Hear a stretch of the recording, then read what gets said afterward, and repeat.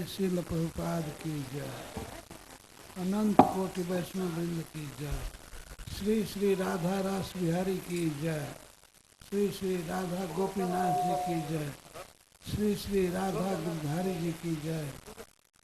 गौर प्रेमानंद।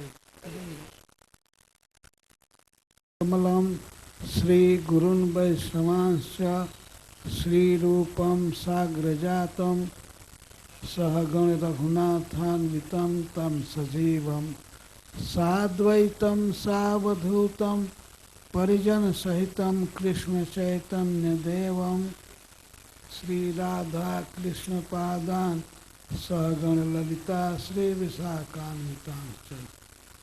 नमः विष्णुपादाय कृष्ण पृष्ठाय भूतले श्रीमते भक्ति वेदांत स्वामी इति नामिने। संतोष।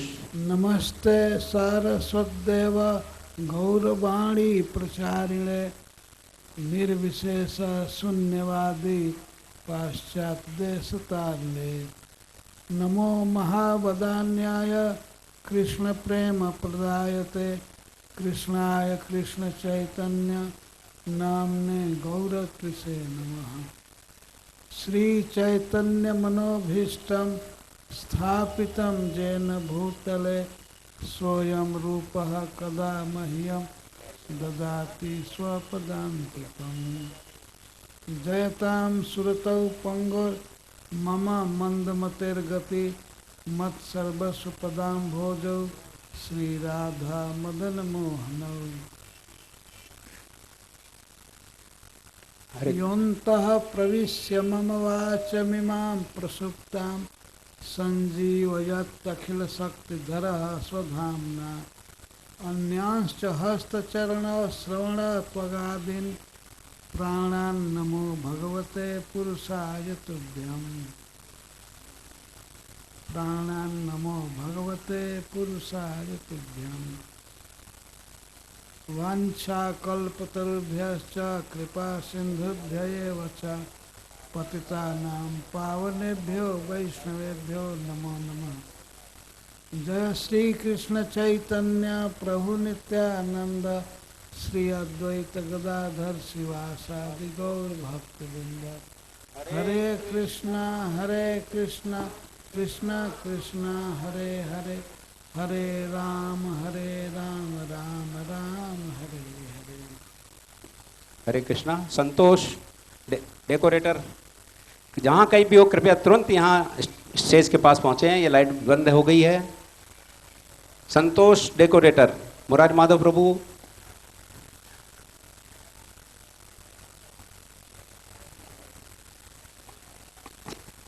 अथ 3:44 श्रीशुक उवाच। अथ कृष्णश्च रामश्च कृतशौचौ परं तप मल्लदुन्दुभिर्निर्घोषं श्रुत्वा द्रष्टुमुपेयतुः। रंगद्वारं समासाद्य तस्मिन्नागमवस्थितम् अपश्यत् कुवलया पीडम् कृष्णं वष्टप्रचोदितं। दुन्दुभि खूब घोष से सुश्रुत्वा सुनकर द्रष्टुम देखने के लिए उपेयतुः दोनों आए।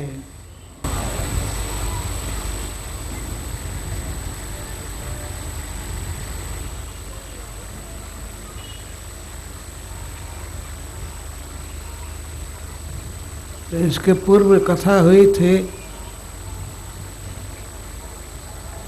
कंस भारी चिंता में पड़ा था, मरने की शंका हो रही थी, इस कारण से उसे निद्रा नहीं आ रही थी। अनेक अपशकुन देख रहा था, सोए अवस्था में और जागृत में भी। और इधर कृष्ण बलराम कितने निर्भय और सुखी हैं, इसका वर्णन सुखदेव जी करते हैं। ये लोग कंस के चिकित्सा को जानते थे कि कंस से इस यज्ञ का आयोजन किया है और रंगशाला में पहलवानों का खेल होगा, कुश्ती होगी। इसके पीछे कंस का उद्देश्य था कृष्ण बलराम को मारना। बहुत बड़ी तैयारी थी। इसको जान गए कृष्ण और बलराम, फिर भी वे आनंद से सोए थे। मथुरा घूम करके आ करके खीर खाए,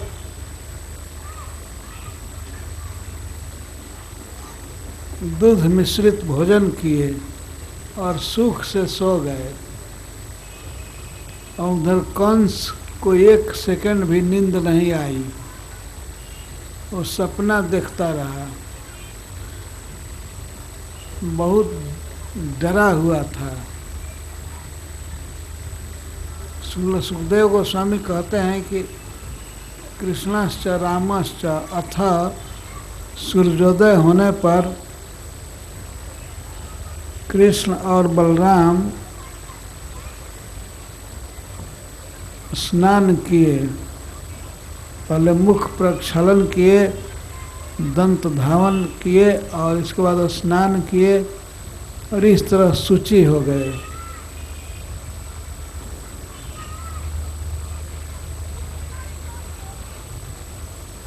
महाराज परीक्षित को संबोधन किया जा रहा है परम तप। परान शत्रुन तापयति इति परम तप। जो शत्रुओं को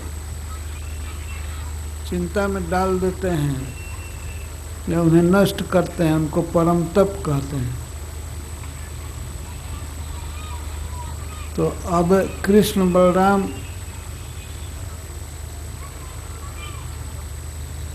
अपने शत्रुओं को, कंस के सहयोगी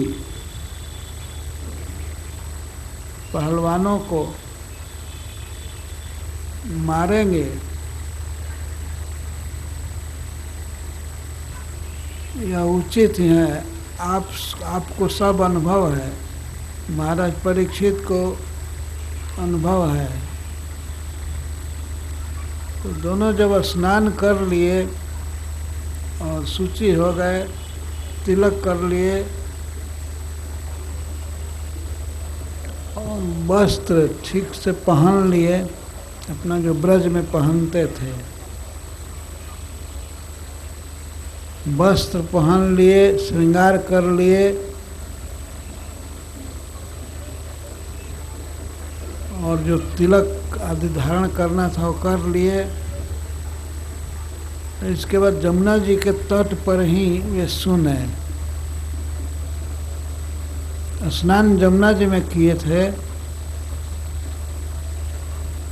तो स्नान कर लिए तो लोग सुने। मल दुंद भी निर्घोषम। पहलवानों को उत्साहित करने के लिए दुंदुभियां बज रही थी।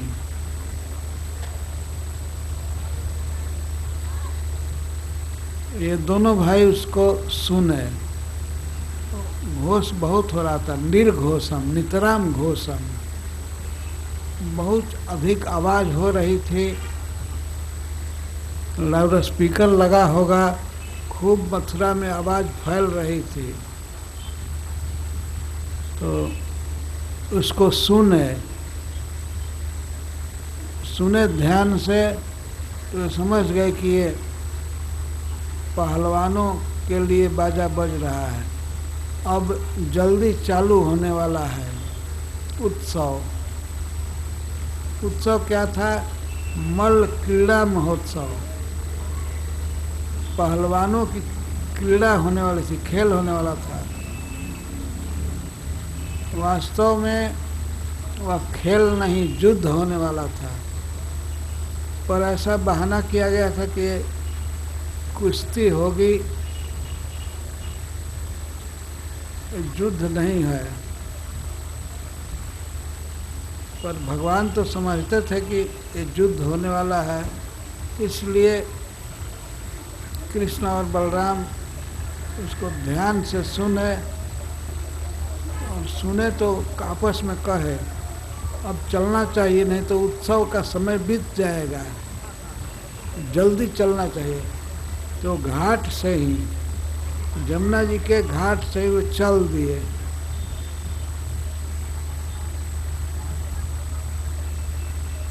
और पहले वर्णन आया था कि नंद बाबा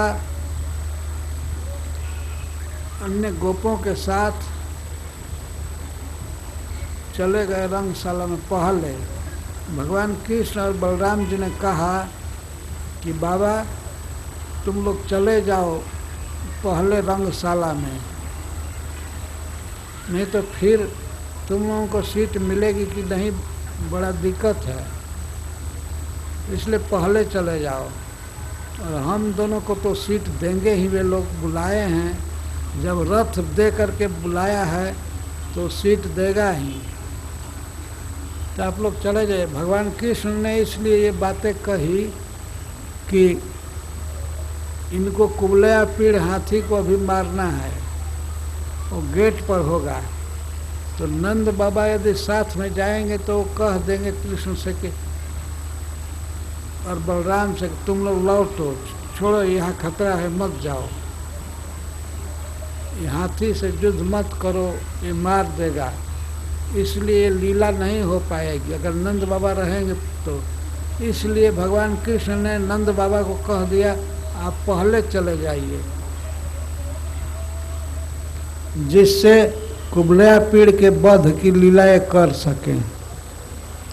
तो नंद बाबा कुछ गोपों के साथ चले गए और अपना दही घी आदि जो उपहार लिए थे वो कंस को दे करके और अपने स्थान पर बैठ गए थे। तो कृष्ण बलराम दुंदुभी घोष सुन करके कहने लगे कि अब जल्दी चलना चाहिए, उत्सव चालू हो गया है, कुश्ती चालू हो गई है। तो लोग आए, रंगशाला के पास आए तो कृष्ण आगे आगे चल रहे थे, बलराम जी पीछे पीछे थे। यह दोनों साथ में थे,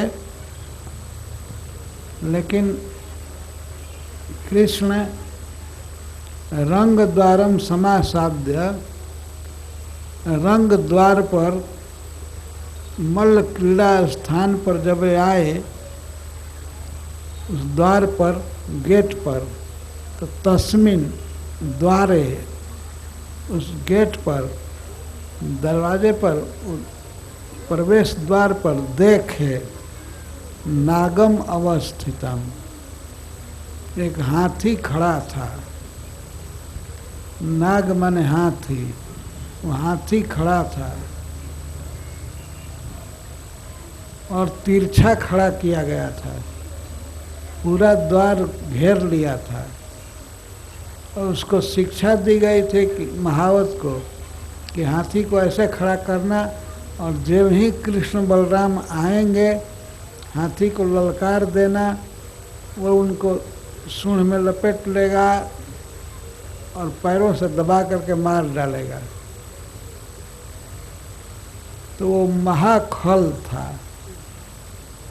बहुत बदमाश था, और उस पर से सरकार द्वारा उसको इनाम दिए जाने की घोषणा थी। यदि कृष्ण बलराम को मार दोगे तो तुमको बहुत बड़ा धन दिया जाएगा।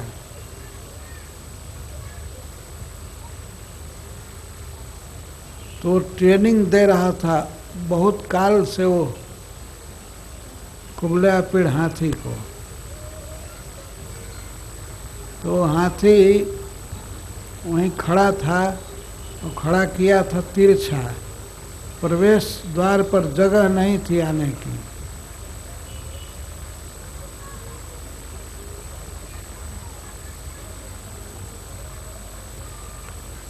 और लोग जो जनता जा रही थी उस रंगशाला में, वह दूसरे द्वार से जा रही थी। एक बहुत सुंदर द्वार था, मेन द्वार, उससे मना था, उस गेट से सबका जाना मना था। कृष्ण बलराम पहुंच गए उस द्वार पर और हाथी को देखे। अपश्यत कुबलया पीड़म। कुबलया पीड़ हाथी के विषय में भगवान कृष्ण सुने थे। उसका अर्थ है कुबलय। कु का अर्थ है भूमंडल, पृथ्वी मंडल, और बलय का अर्थ है धरातल। इस धरातल पर आपीड, आपीड मतलब मुकुट। इस पृथ्वी पर वो पृथ्वी के मुकुट जैसा वो शोभित होता था कुबलया पीड़। इतना विशाल हाथी था।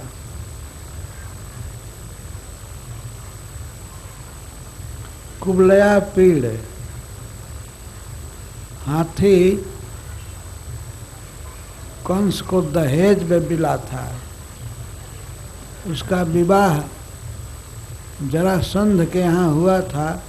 जरासंध की पुत्री अस्थि प्राप्ति से। तो हाथी किसी के बस में नहीं होता था। सभी वीरों के शान को तोड़ दिया था। परंतु कंस जब ससुराल गया तो उसने उस हाथी को अपने बस में कर लिया।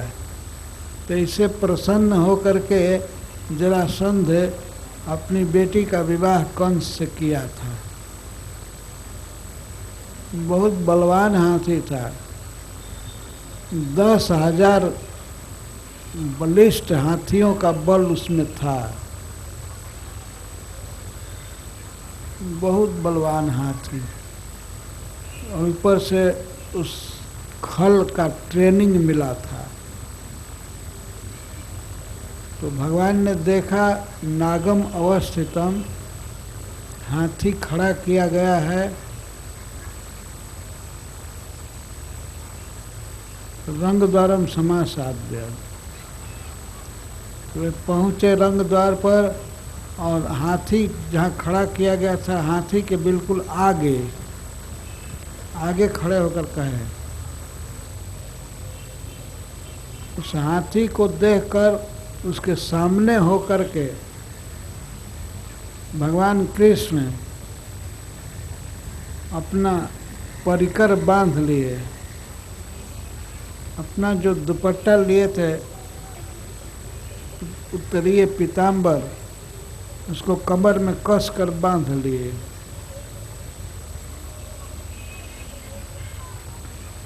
बद्ध्वा परिकरम सौरी। सूर वंश में उत्पन्न भगवान कृष्ण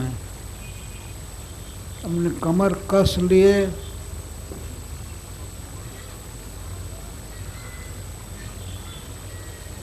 और समूह कुटिलालकान, पगड़ी बांध लिए। और पगड़ी में जो केस बाहर लटक रहे थे, इनको भीतर कर लिए। अपना वस्त्र, अपनी माला और केस सबको बांध लिए।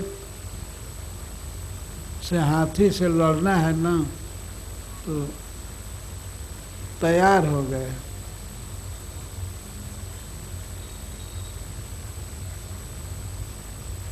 और महावत से बोले।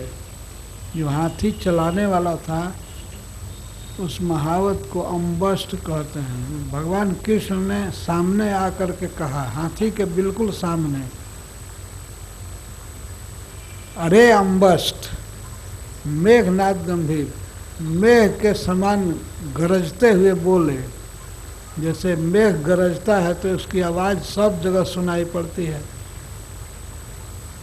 बहुत दूर में ऐसे क्लियर शब्दों में भगवान ने कहा। अम्बष्टा अम्बष्ट 2 बार कहा, अरे अम्बष्ट, अरे अम्बष्ट, क्रोध से 2 बार कहा।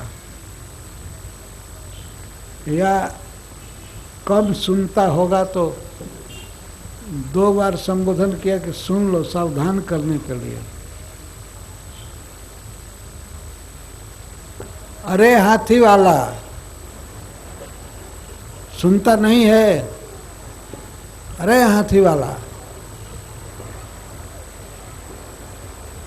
खूब जोर से उन्होंने कहा 2 बार। तो इस तरह से बोल रहे, अम्बष्ट अम्बष्ट, हे अम्बष्ट, हे महावत, नौ मार्गम देहि, हम दोनों को रास्ता दो। मार्गम देहि,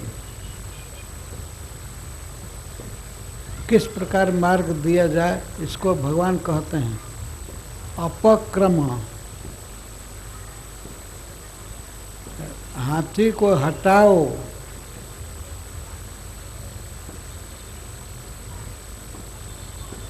हस्तिम दूरम अपसारया, इसको दूर हटा दो, रास्ता से हटा दो, किनारे करो। अपक्रम, और वो भी माँ चिरम, सुनता नहीं है, देर मत करो। विलंबम माँ कारसी, विलंब मत करो, जल्दी हटाओ। वो हटा नहीं रहा था तो भगवान कृष्ण ने कहा नो चेत, यदि मार्ग नहीं दोगे, हाथी नहीं हटाओगे, तो हाथी के साथ तुमको अभी इसी क्षण, अद्य का अर्थ है आज ही, इसी क्षण, अस्मिन क्षणे व अस्मिन एव क्षणे, इसी क्षण जम साधनम नयामी, जमराज के घर भेज रहा हूँ, अभी भेज रहा हूँ। ऐसा नहीं कह रहे कि भेजूंगा आज शाम को या दोपहर को, अभी भेज रहा हूँ।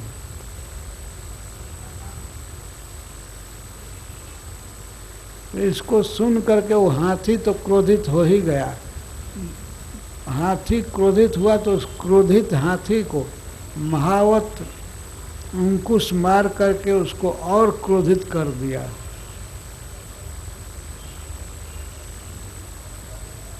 क्रोधित हो करके और अंकुश की मार से अति कोपित होकर के वो हाथी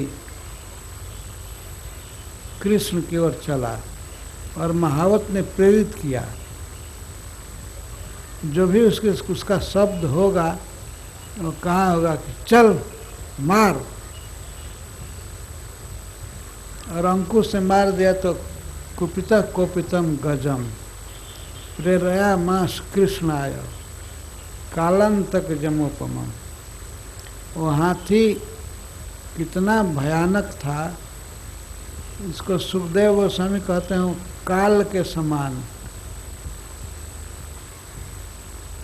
अंतक मृत्यु के समान और यमराज के समान भयानक था। अंतक जो सबका अंत कर देता है, मृत्यु को अंतक कहते हैं। और काल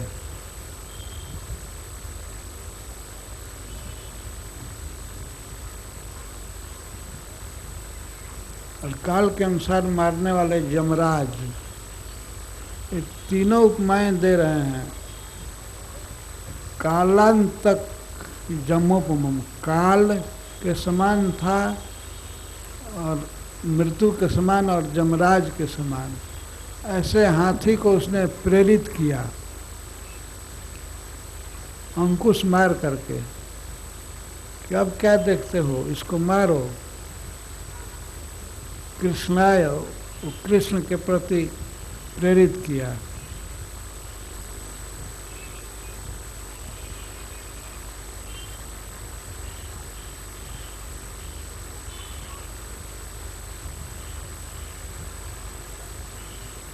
एवं निर्भर्षितो वष्ट कुपिता कोपितम गजम। इस प्रकार से जब उसकी नितराम भर्त्सना की गई, उसका अपमान हुआ उस हाथी वाले का, तो क्रोधित हुआ ही, क्रोधित हाथी को प्रेरित किया।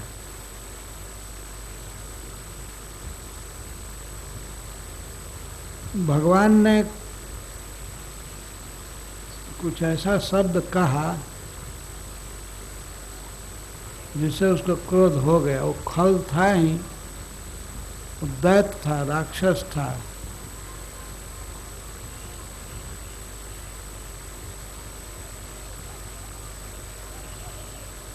ये लड़का यदि बोला कि रास्ता दो तो क्या गलती किया, लेकिन भगवान ने कह दिया कि अगर नहीं हटाओगे हाथी, रास्ता नहीं दोगे, यदि मार्गम न दास्यश्री दास्यति, यदि नहीं दोगे तो तुमको अभी जमराज के घर भेज दूंगा, मतलब अभी मार दूंगा, और हाथी को भी। ये हाथी भी खत्म होगा और तुम तो खत्म हो गए ही। उसको क्रोध बहुत हो गया, तिलमिला गया।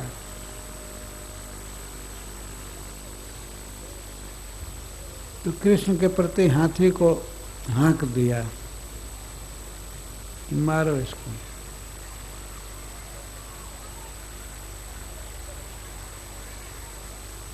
करिंद्रस्तमभिद्रुत्य तमभिद्रुत्य करेण तरसाग्रहित। तो वह गजराज, हाथियों में सर्वश्रेष्ठ कुबलयापीड़, कृष्ण के सामने दौड़ करके और अपने हाथ में लपेट लिया, हाथ से पकड़ लिया, हाथ में अपने सूंड से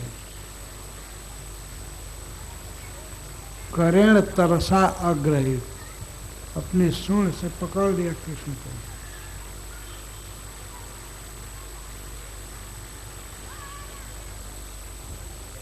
कृष्ण को पकड़ लिया, लेकिन कृष्ण बिल्कुल हल्के और पतले हो गए। वो सूंड से सरक गए। वैसे सूंड में लपेटा, लेकिन ये बिल्कुल छोटा बन करके और सूंड से बाहर हो गए।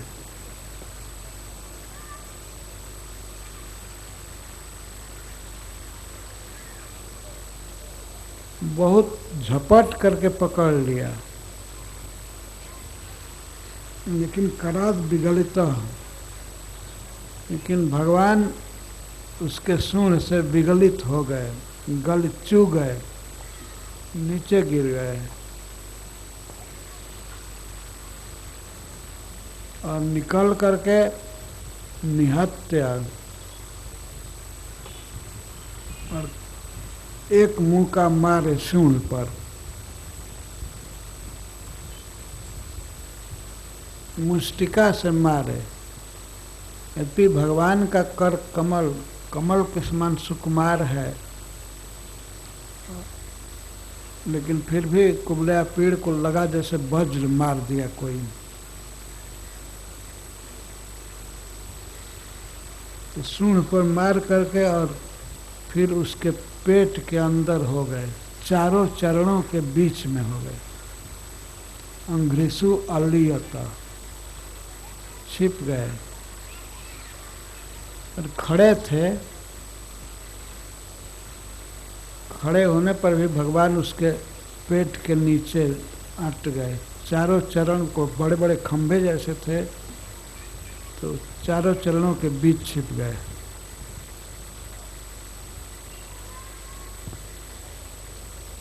फिर बहुत क्रोधित हुआ, वो मार करके ऐसे तिरस्कार करके और चरणों में लीन हो गए।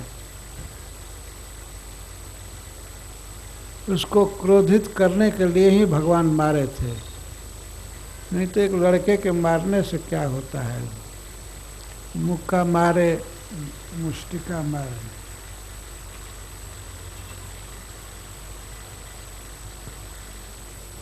और चारों चरणों में जा कर के छिप गए। संक्रुद्ध स्तम चक्षाण, और कृष्ण को न देख करके वो बहुत क्रोधित हुआ और घ्राण दृष्टि, तो पशु है हाथी, जो आँख से दिखाई नहीं होता है उन वस्तुओं को वे लोग सूंघ करके जान लेते हैं। तो वो कहीं देखा नहीं कृष्ण को, और नीचे दृष्टि पड़ नहीं रही थी पैरों के नीचे।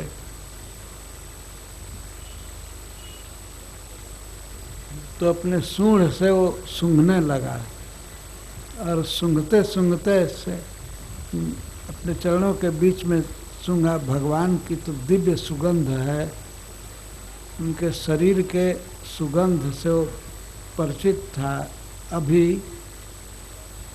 तो तुरंत समझ गया कि ये कहीं इधर छिपा हुआ है मेरे भीतर। घ्राण दृष्टि,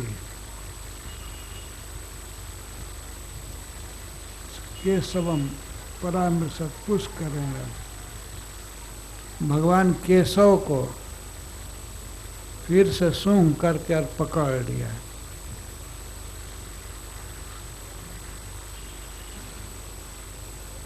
इस बार सूंड से पकड़ा तो सुखदेव गोस्वामी कहते हैं किसको पकड़ा? केशव को, जो ब्रह्मा और शिव जी के भी नियामक हैं, स्वामी हैं, उनको पकड़ लिया। सूंड में पकड़ लिया, परंतु कृष्ण प्रसह्य विनिर्गता, उस बार तो सरक गए थे, इस बार बलात् निकल गए, जोर लगा करके अपने हाथों को फैला करके जोर लगाए, जोर लगा करके और उसके सूंड को ढकेल करके और निकल गए।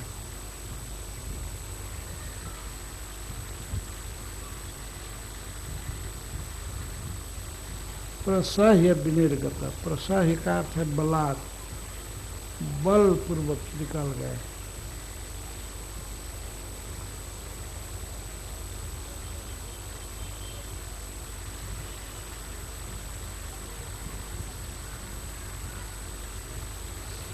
और निकल करके जाकर पूंछ पकड़ लिए।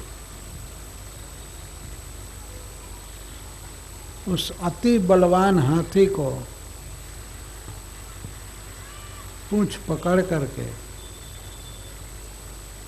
उसको 25 धनुष पीछे खींचे। एक धनुष 4 हाथ का होता है, तो 400 हाथ नहीं, 100 हाथ पीछे खींचे, पूंछ पकड़ करके। हाथी पूंछ में किसी को लपेट लेता है, छोड़ता नहीं है, लेकिन ऐसे बलवान हाथी को अति बलम हाथ से पकड़ कर पीछे खींचे तो 100 हाथ पीछे खींचे उस रंग द्वार से बाहर के तरफ। कह रहे थे कि द्वार से हटाओ, अब वो अपने आप भगवान हटा लिए हाथी को। उच्छे प्रगृह्याति बलम धनुषः 25 25 धनुष पीछे खींचे, 100 हाथ विचक अर्थ यथा नागम सुपर्णम लीलया, जैसे गरुण जी किसी सर्प को आसानी से खींच लेते हैं, वैसे भगवान उसकी पूंछ को पकड़ करके और पीछे खींचे। जब किसी पशु को पीछे खींचा जाता है तो चारों चरण जमा करके पीछे हटता नहीं है, और हाथी तो और नहीं हटेगा। लेकिन उस बलवान हाथी को पीछे खींचे पूंछ पकड़ करके, जैसे गरुड़ जी सर्प को आसानी से पकड़ कर खींच देते, तो भगवान कृष्ण भी बहुत जोर नहीं लगाए, उस पूंछ पकड़ करके खींच दिए ऐसे।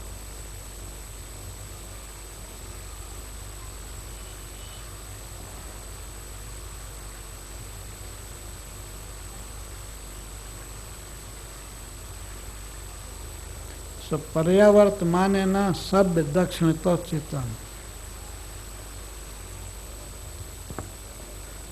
उसको खींचने में भगवान को अच्युत कहा जा रहा है। उनको कोई थकावट नहीं हुई, शक्ति बनी रही, अभी खींचे। तो भगवान को वो पकड़ने की कोशिश कर रहा था, फिर कभी सुन वैसे करता था दाहिने पूंछ के तरफ, और श्री कृष्ण का पूंछ पकड़े पकड़े और ज़्यादा बाएं हो जाते थे, और जब बाएं से पकड़ना चाहता था तो वे दाहिने हो जाते थे।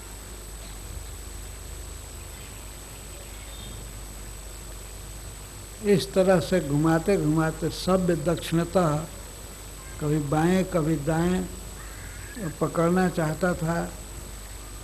वो तो पस्त हो गया, लेकिन श्री कृष्ण तो अच्युता, बिल्कुल नहीं थके, और वो अति बलवान हाथी थक गया, पस्त हो गया।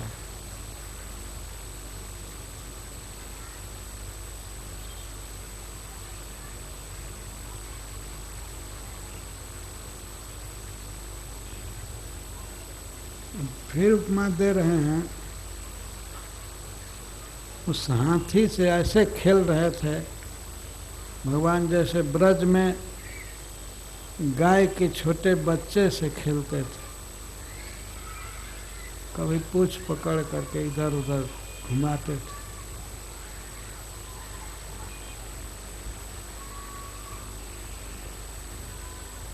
ऐसे उस बलवान हाथी को घुमा रहे थे, कभी बाएं कभी दाएं, पकड़ में नहीं आ रहे थे,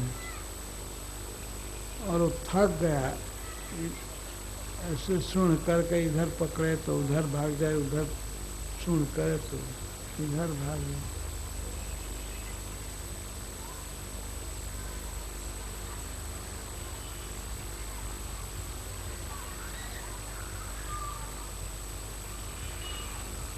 ये बिल्कुल थक गया, तो फिर भगवान पूंछ छोड़ करके उसके सामने आ गए, और सामने आकर के उसके मस्तक पर, फिर मस्तक पर या सूंड पर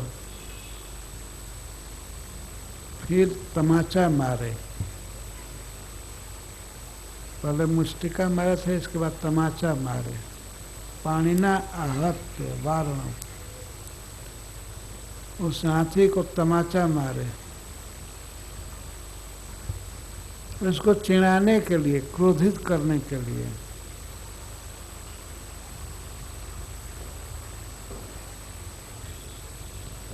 और तमाचा मार करके आगे से बिल्कुल, और इसके बाद भागने की नकल किए, प्राद्रवत मार करके भागे कि अब तो पकड़ लेगा, ऐसा नाटक कर रहे थे। प्राद्रवत पातया मास, उसको गिराने की चेष्टा कर रहे थे भगवान, तो भागे भागे, और ऐसे भागे कि वो स्पृश्य मानः पदे पदे। वो हाथी अब छू लूँगा तब छू लूँगा, इस विचार में रहता था। और कभी कभी स्पर्श हो जाता था, कृष्ण गिर पड़ते थे, हाँफते थे अब हाथी को देख करके, लंबी लंबी सांस चलती थी, छाती धड़कती थी, अब तो ये मार डालेगा। तो इससे उसका उत्साह बढ़ता था हाथी का। वो सोचता था अब पकड़ लूँगा, अब पकड़ लूँगा। इसी गति से भगवान भाग रहे थे, उसको आशा देते हुए, पकड़ने की आशा देते हुए कि अब हमको पकड़ लेगा, पकड़। लेकिन भगवान पहले बहुत तेज गति से भागे थे, धीरे धीरे थकने की लीला किए, हाँफने की लीला किए, हाँफ रहे थे। और हाथी पर कभी कभी देखते थे बहुत भयभीत नेत्रों से।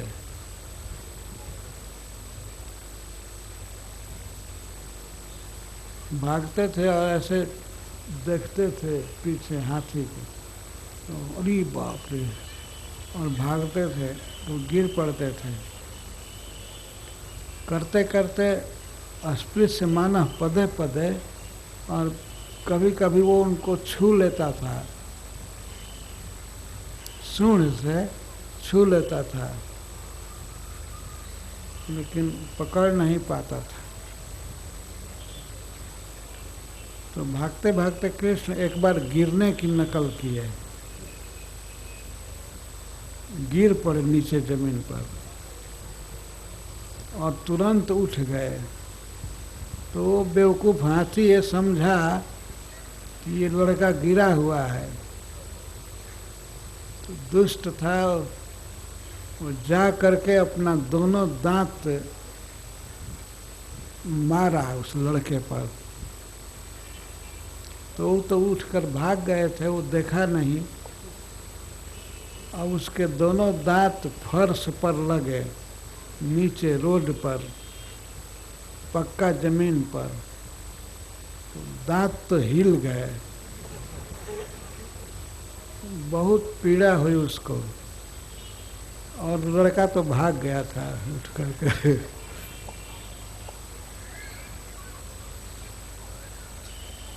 जब उसके दांत हिल गए तब भगवान लौट करके उसके सामने आ गए, और आ करके सूंड पकड़ लिए, दोनों हाथ से सूंड पकड़ करके और उसको झकझोरे पटक दिए। सूंड पकड़ करके पटक दिए, और पटक करके उसके ऊपर अपना चरण रख करके और दांत को उखाड़ लिए। दांत तो कमजोर हो ही गए थे, दांत को उखाड़ लिए, और दांत उखाड़ करके महावत को मारे एक बार, वो तो मर गया वैसे ही। और फिर हाथी को भी पीट पीट करके मार दिए उसी दांत से। और कोई अस्त्र शस्त्र तो था नहीं, वो हाथी दांत मिला तो उसको लगा वो बहुत मोटा और लंबा था, उसी से महावत को मारे और हाथी को मारे। हाथी कुछ देर पीटने के बाद मरा, लेकिन महावत एक बार में ही समाप्त हो गया।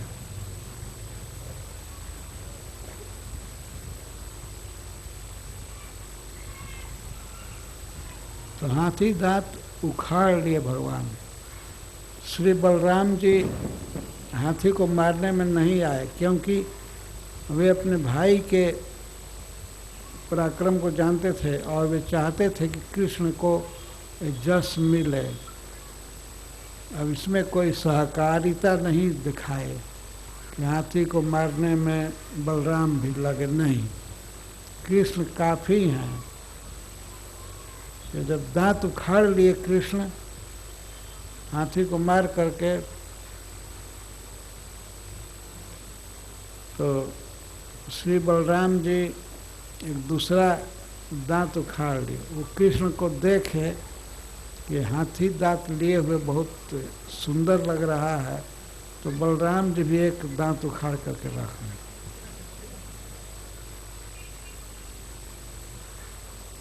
अब कृष्ण के कंधे पर भी हाथी का दांत और बलराम जी के कंधे पर भी हाथी का दांत। अब तो रास्ता साफ हो गया। अब रंग भवन में, स्टेडियम में जाने के लिए द्वार खुल गया। दोनों भाई उसमें प्रवेश कर रहे हैं।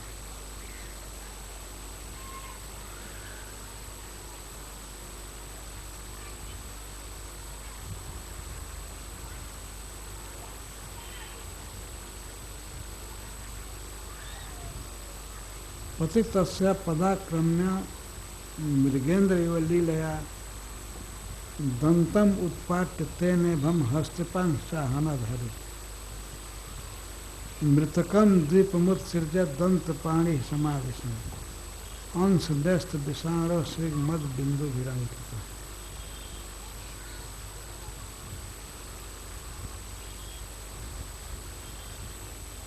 मरे हुए हाथी को वहीं छोड़ करके कृष्ण चले, रंग भूमि में प्रवेश लीला कर रहे हैं।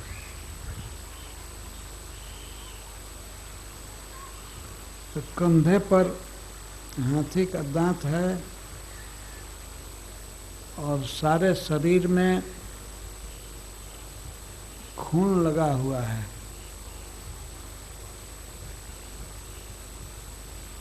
दांत उखड़ा था तो खून लगा, हाथी को मारने में भी खून हुआ।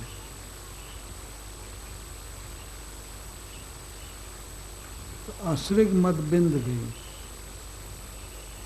और हाथी के साथ युद्ध कर रहे थे भगवान, तो हाथी के गाल से निकला हुआ एक रस जिसको मद कहते हैं, तो बहुत सुगंधित होता है, लेकिन हाथी का वो पसीना एक प्रकार से है।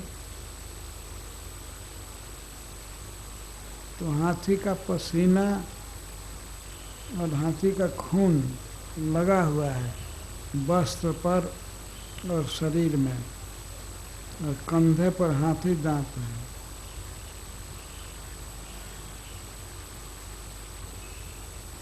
और बदन सरोरुह पर पसीने की बूंदें हैं।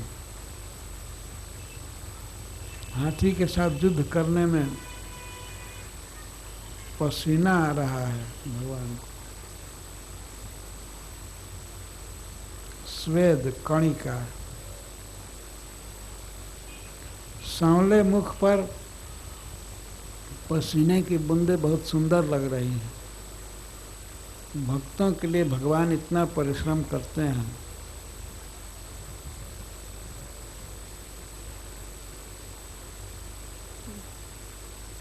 मोती जैसा पसीना चमक रहा है सांवले बदन पर, बहुत अच्छा लग रहे हैं।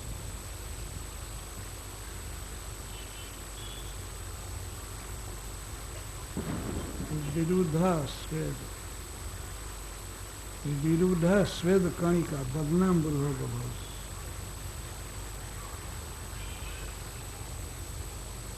भगवान का मुख उस समय बहुत सुंदर लगता है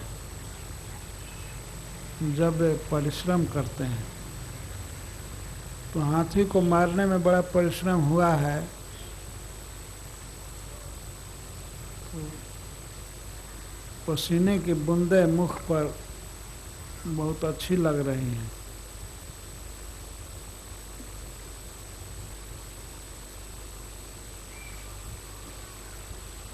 गोचारण करने जाते हैं तो गाय चरा करके जब लौटते हैं तो उस समय भगवान के मुख पर गायों के खुर से उड़ी हुई धूली पड़ती है, इसे बहुत सुंदर लगते हैं।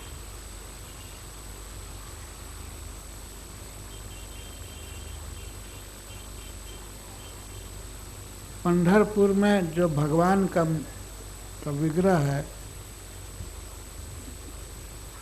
वो इसी समय का है, ब्रज से वृंदावन से गाय चरा करके लौटते समय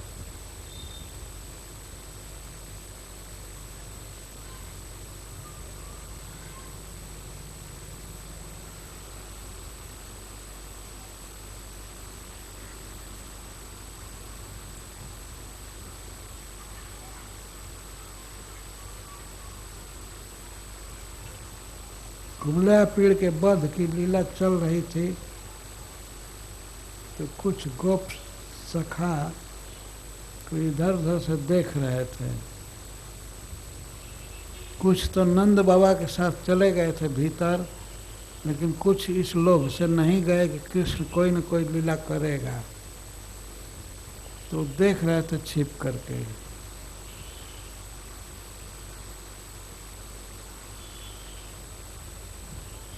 और छिप करके देख रहे थे कि कृष्ण सामने से देखेगा तो कहेगा कि तुम लोग गए नहीं, बाबा अकेले गए हैं, डांटेगा, इसलिए लोग छिप करके देख रहे थे। इसीलिए सुखदेव जी कहते हैं वृतो गोपय कतिपय, कुछ गोपों के द्वारा कुछ गोप प्रकट होकर के कृष्ण बलराम को घेर लिए, चाहे उनके साथ हो गए। तो कुछ गोपों के साथ बलदेव और जनार्दन श्री कृष्ण रंगम दिव्य सतुराजन गजदंत बराज है। श्री कृष्ण साथ लिए हैं बलदेव, बलेन दिव्यति इति बलदेव, जो बल से क्रीड़ा करते हैं या बहुत सुंदर लगते हैं, वे हैं बलराम और जनार्दन। बलराम और श्री कृष्ण गजदंत बरायुध, दोनों गजदंत का श्रेष्ठ आयुध लिए हुए जा रहे हैं, रंग भूमि में प्रवेश कर रहे हैं।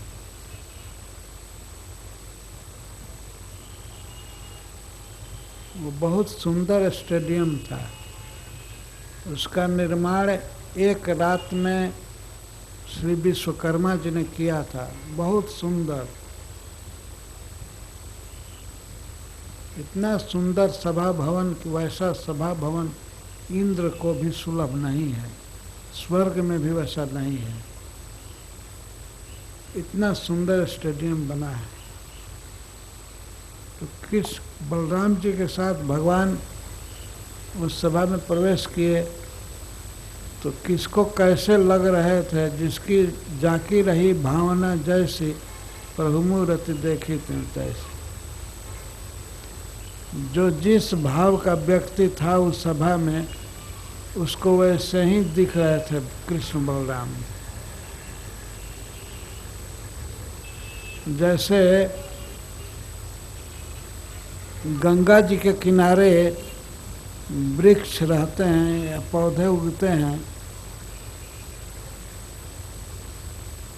तो गंगा जी का जल निर्मल है, अमृत है, लेकिन भिन्न भिन्न पौधे अपनी अपनी प्रकृति के अनुसार रस खींचते हैं।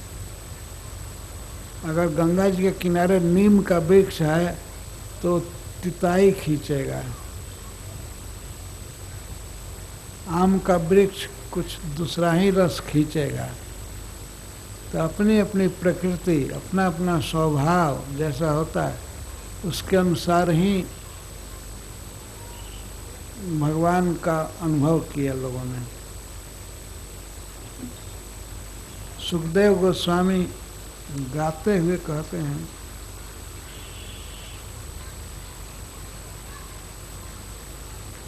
मल्लानाम सनिर्नृणाम नरवरः स्त्रीणाम स्मरो मूर्तिमान गोपानाम स्वजनो सताम चित्तिभुजाम शास्ता स्वपित्रो शिशु मृत्युर्भोजपतिर्विराड विदुषाम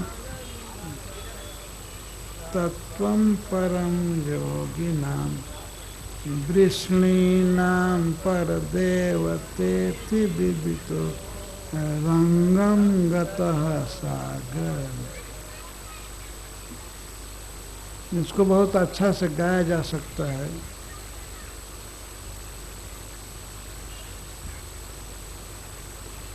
सब लोग समवेत एक बार गाइए।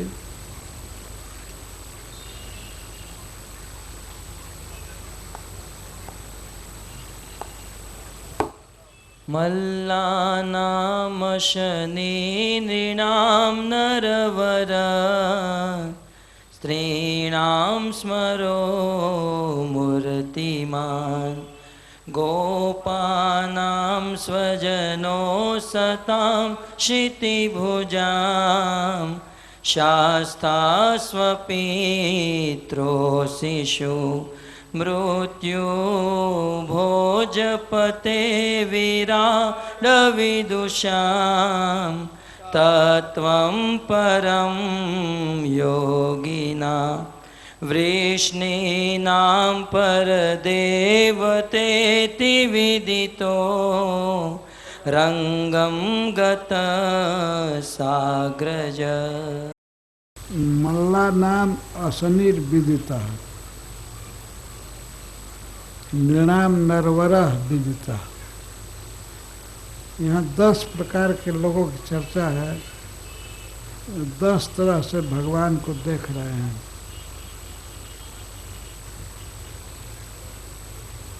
पहलवानों को भगवान कैसे लग रहे थे? जैसे असनी, वज्र, पर्वत को भी विदीर्ण करने वाला वज्र होता है। तो वज्र के समान कठोर शरीर वाले और पर्वत के समान विशाल शरीर वाले दिख रहे थे, बहुत कठोर। जो पहलवान थे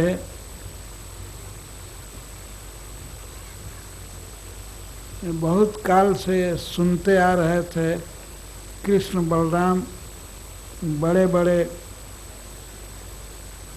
असुरों को मारे हैं, बहुत बलवान हैं। तो यह सुनते सुनते उनसे लड़ने की जिज्ञासा हो रही थी।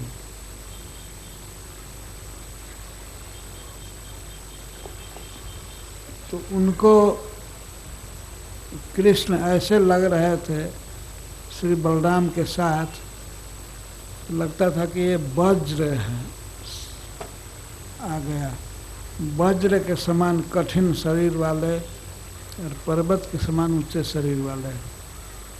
वैसे श्री कृष्ण हैं 11 वर्ष के लड़के, लेकिन उनको पर्वत जैसे दिख रहे थे और वज्र जैसे कठोर शरीर वाले। नृणाम नरवरा, और सामान्य मनुष्यों को जो द्वेषी नहीं थे कृष्ण के, मथुरा प्रदेश के थे और मथुरा नगर के सामान्य मनुष्य, उनको श्रेष्ठ नर के रूप में दिखाई दिए। वो वही सुने थे।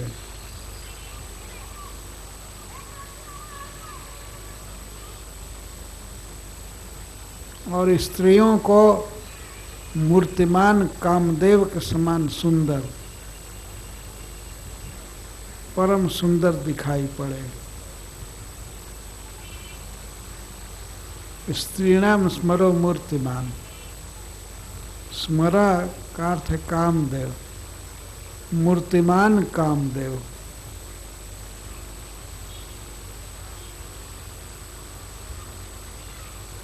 गोपा नाम स्वजनों सतन, और गोपों को जो ब्रज से आए थे उनको स्वजन के रूप में दिखाई दिया, अपने सखा के रूप में। श्रीदाम, सुबल, मधुमंगल आदि गोप जो आए थे उनको अपने सखा स्वजन के रूप में सखा के रूप में दिखाई दिए। असताम क्षिति भुजाम,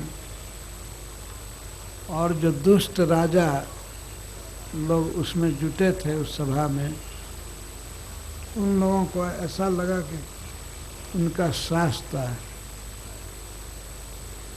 उनको ऐसा दिखाई दिया कि हमको दंड देने वाला आ गया।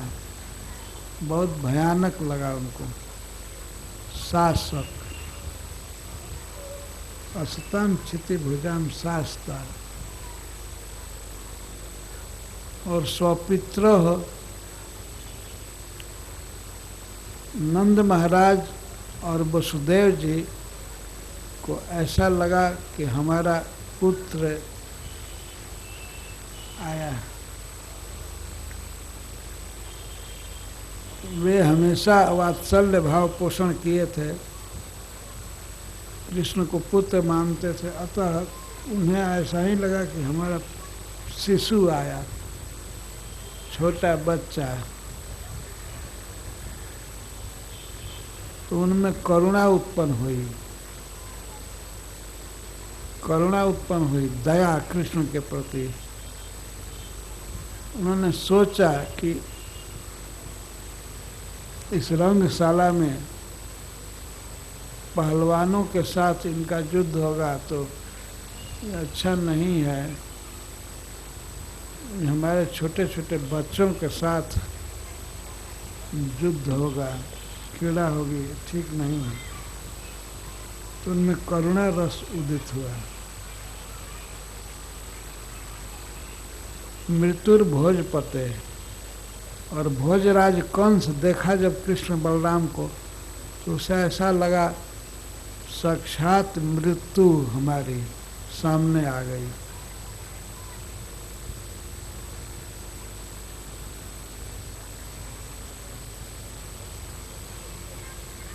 साक्षात मृत्यु तो बहुत भयावह लगे। कंस हमेशा इसी भाव में था कि मुझे विष्णु मारेगा। वो जन्म लिया है कृष्ण के रूप में, वसुदेव जी का बेटा बन करके हमको मारेगा, हमेशा इसी भाव को पोषण किया था। इसलिए उस सभा में जब कृष्ण को देखा तो उसे कृष्ण महाभयानक दिखाई दिए। उसके हृदय में भय उत्पन्न हुआ है।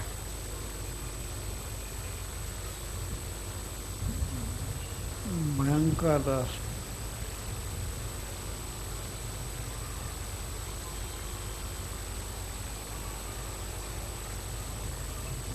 और अविदुषाम विराट, विराट का अर्थ है विपरीत तया राजते इति विराट। जो अज्ञ लोग उसमें बैठे थे,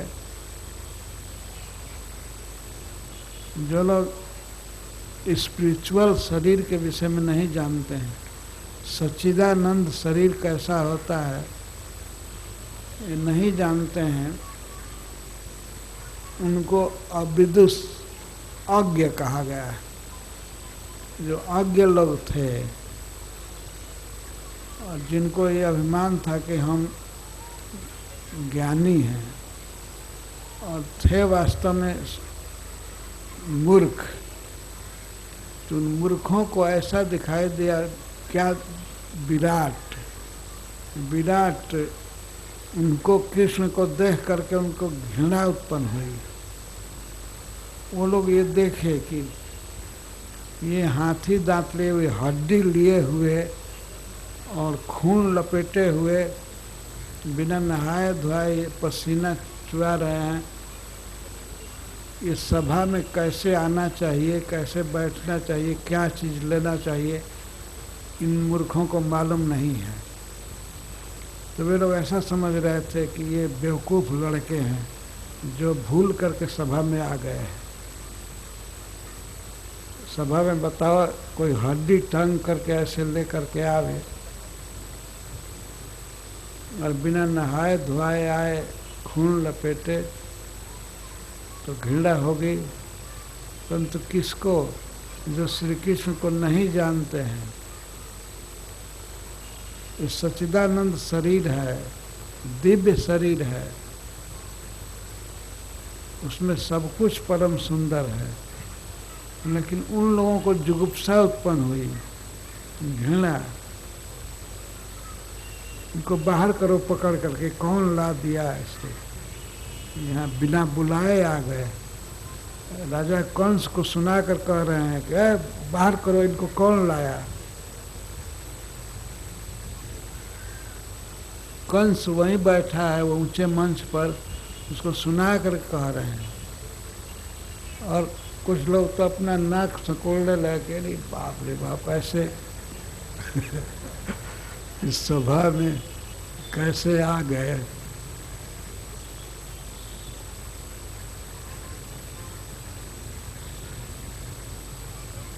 तो उनको घृणा उत्पन्न हुई, नफरत।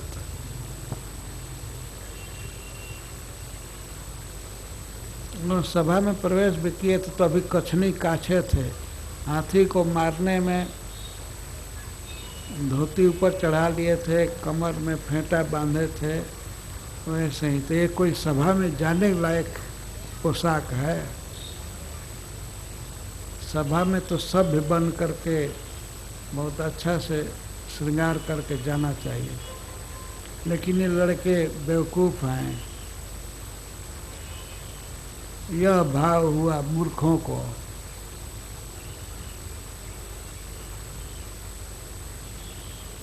जो श्री कृष्ण को नहीं जानते हैं, नहीं सुने हैं, तो उन लोगों को घृणा उत्पन्न हुई। और विदुषान विराट, विराट का अर्थ है जो विपरीत तया राजते थे, विराट।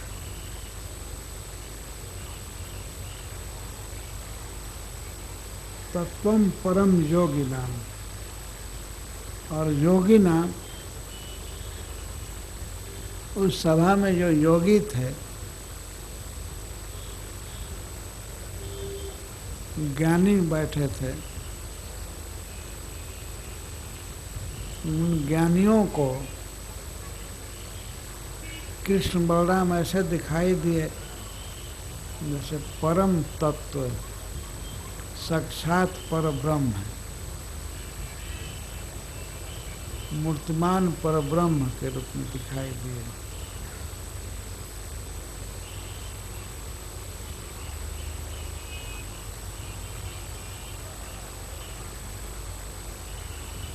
वृष्णि नाम पर देवता इति।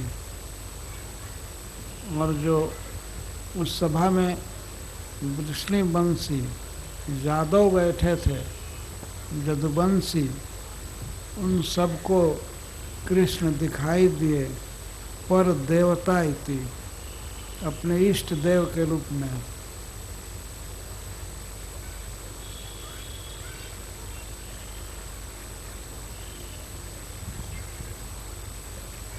क्योंकि इनमें भक्ति भावना थी,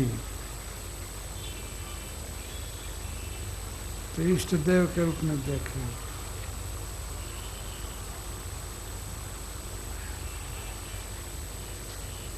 सब जगह विदितः शब्द है।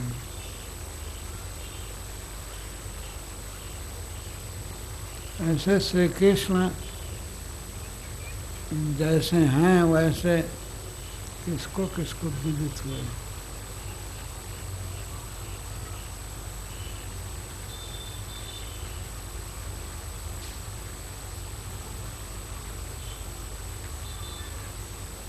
पहलवानों को ठीक साक्षात्कार नहीं हुआ,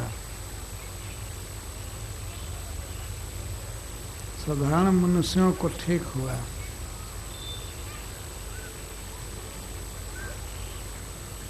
और स्त्रियों को भी ठीक अनुभव हुआ।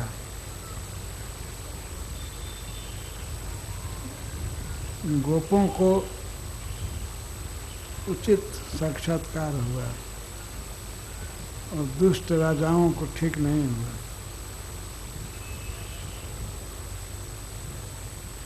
और नंद महाराज और वसुदेव जी को अच्छा फील हुआ, कृष्ण शिशु हैं ही।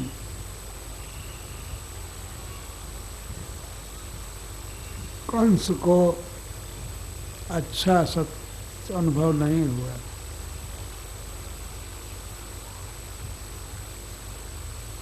और जो मूर्ख उस सभा में थे उनको अच्छा नहीं हुआ।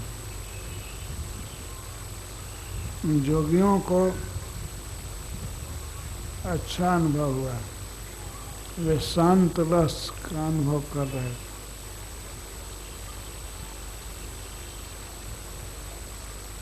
विष्णुवंशियों को ठीक साक्षात्कार हुआ।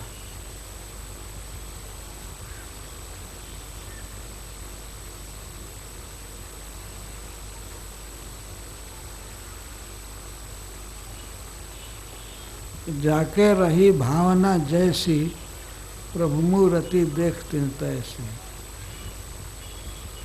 जिसकी जैसी भावना थी उसके अनुसार कृष्ण को देखे। और भावना कैसे होती है? सुनने से। जैसा सुनेंगे वैसी भावना होगी।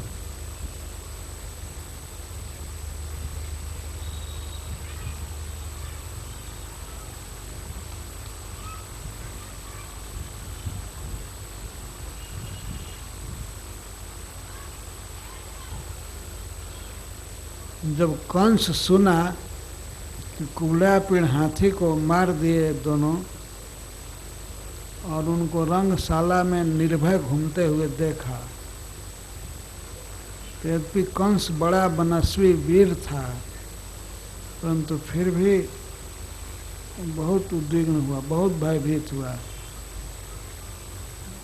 उस सभा में बैठे बैठे बहुत डर गया।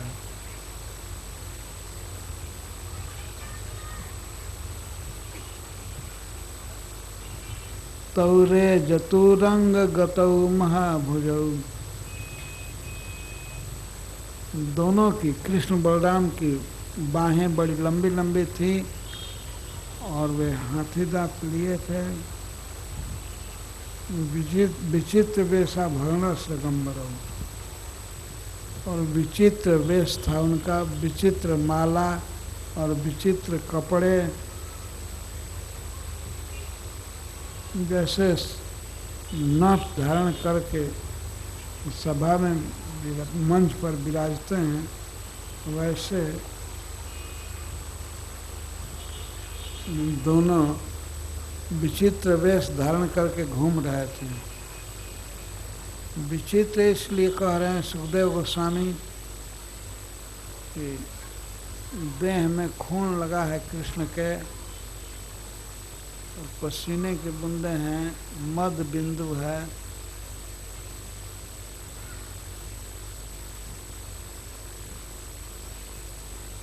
विचित्र प्रकार से वस्त्र पहने हैं।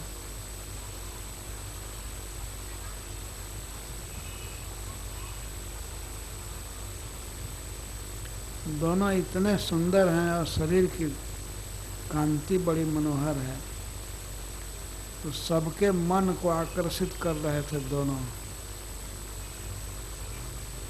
मनः क्षिपंतो प्रभया।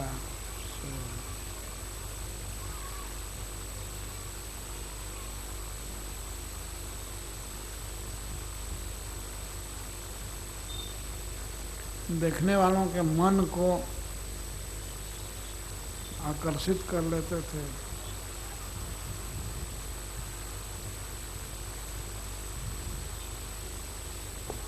निरीक्षतौ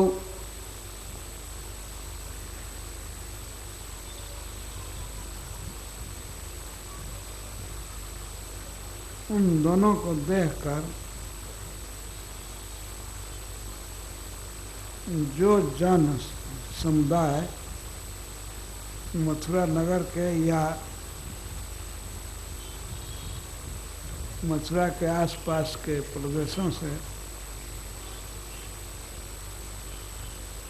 जो जनता वहाँ आई थी, नागर राष्ट्र का, नागर मतलब मथुरा नगर के वासी और राष्ट्र का है, उस राष्ट्र के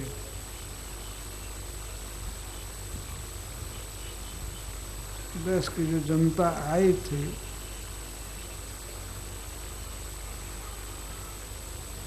जब लोग देखे कृष्ण बलराम को उस अद्भुत सौंदर्य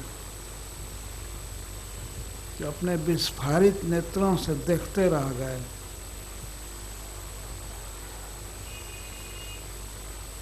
और कृष्ण के मुखारबिंद को अपने नेत्रों से पीने लगे।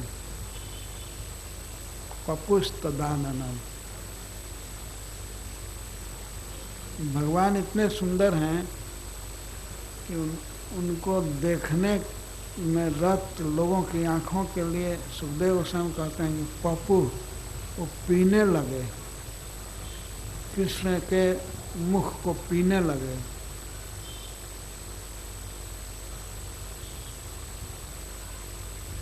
तद आननम पप्पू।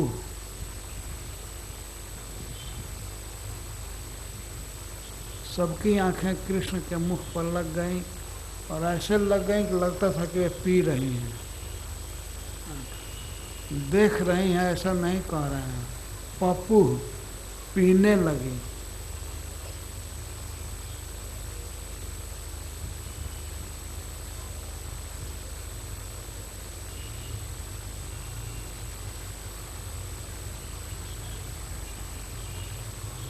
और तृप्त नहीं हो रही थी। ऐसा नहीं था कि देख करके आंखें हटा लें, आंखों की प्यास बढ़ती जा रही थी। सब लोग देख रहे थे। अपूर्ण तृप्त मैंने स्तुदा नहीं।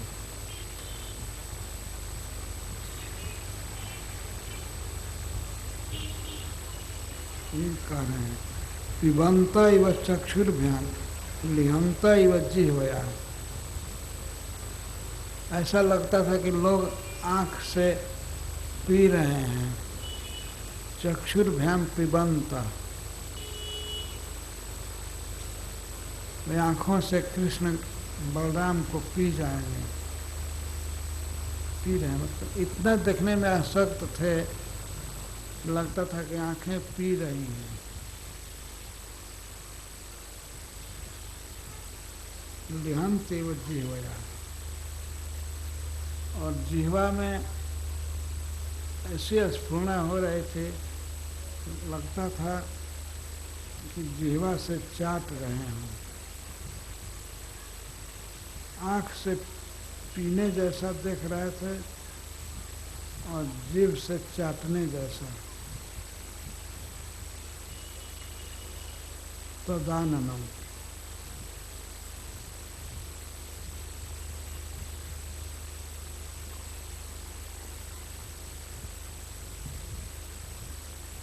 सुखदेव गोस्वामी लोगों की आंखों पर देख रहे हैं तो वे वर्णन करते हैं कि ऐसा लगता था कि उनकी वे आंखों से पी रहे हैं। चक्षुर्भ्याम पिबंत इव जिह्वया लिहंत इव, और जिह्वा से लगता था कि वे चाट लेंगे, चूम लेंगे। जिधर कृष्ण जाते हैं बलराम जी के साथ, तो उधर के लोग एक टक देखने लगते हैं, तो लगता है कि आंखों से पी रहे हैं और जिह्वा से चाट रहे हैं। जिह्वा में ऐसा उन्मेष हो रहा है, ऐसा मूवमेंट होता है कि उससे पता चलता है कि अब देख करके मुख को चूम लेंगे। जिह्वा में ऐसी स्फुरणा हो रही है।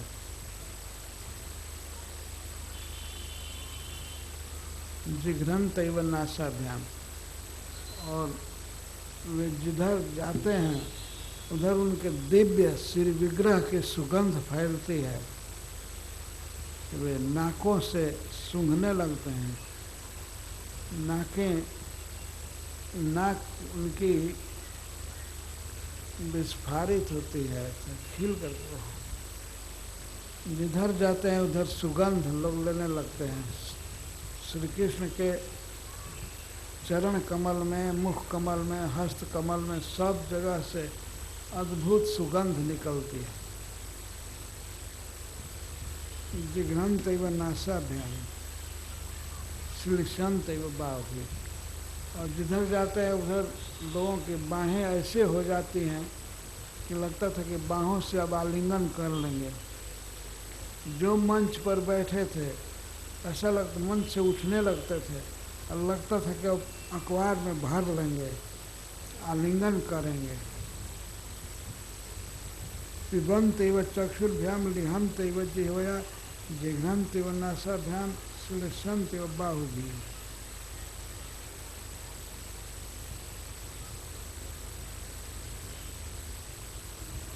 और लोग आपस में कृष्ण बलराम की कथा करने लगे, आपस में बोलने लगे।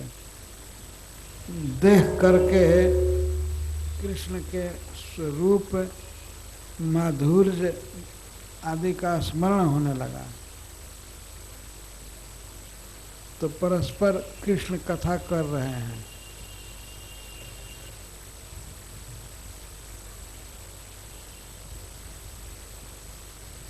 परस्परम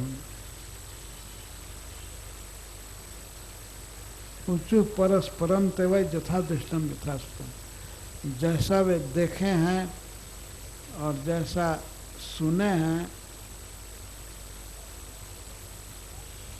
देखे जैसा सौंदर्य देख रहे हैं और जैसा सुने हैं, जो सुनी हुई बात को और देखे हुए दृश्य को वे आपस में कहने लगे। तद्रूप गुण माधुर्य प्रागल्भ्य स्मारिता इव।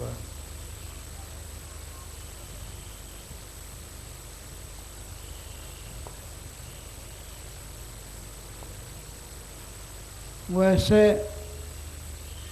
भगवान की कीर्ति, भगवान का यश श्रीमद् भागवतम में है, वैदिक ग्रंथों में है, लेकिन फिर भी भगवान को देखने के बाद ही उनका पूरा आस्वादन होता है। इसीलिए ये भक्त का कर्तव्य है कि वो मंदिर में जाकर के अवश्य श्री विग्रह का दर्शन करें।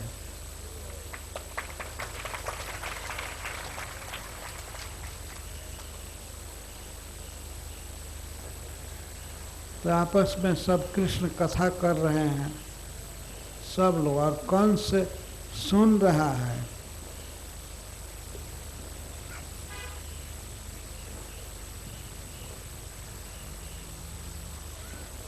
क्या कथा कर रहे हैं आपस में, कहते हैं एतौ भगवतः साक्षात् हरे नारायणस्य हि अवतीर्णो विहांसेन वसुदेवस्य वेश्मनि। आपस में कह रहे हैं ये दोनों साक्षात भगवान हरि के, नारायण के अंश हैं।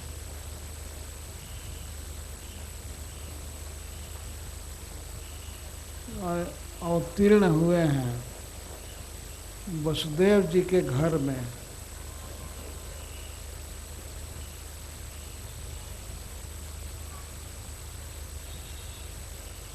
वसुदेव जी के घर में मतलब वसुदेव जी की पत्नी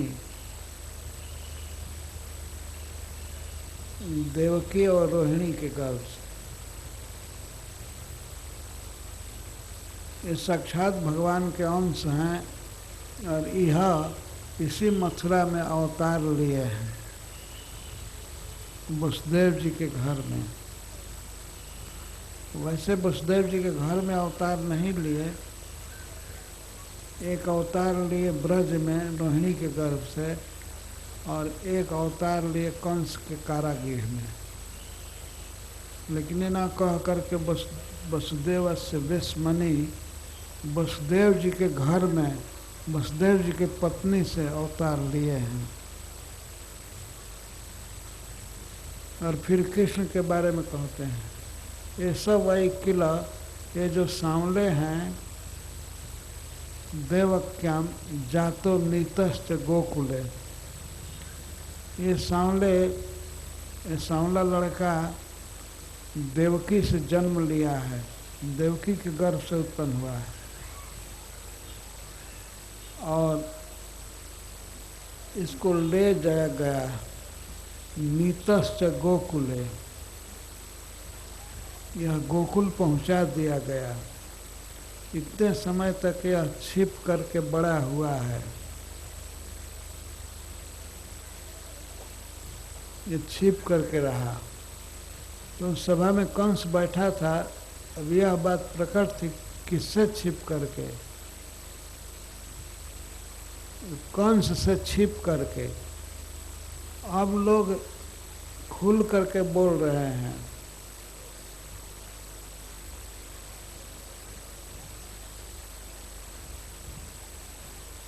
इतने काल तक रहा, 11 वर्ष तक ये छिप करके रहा। और नंद महाराज के घर में, नंद वेशमणि,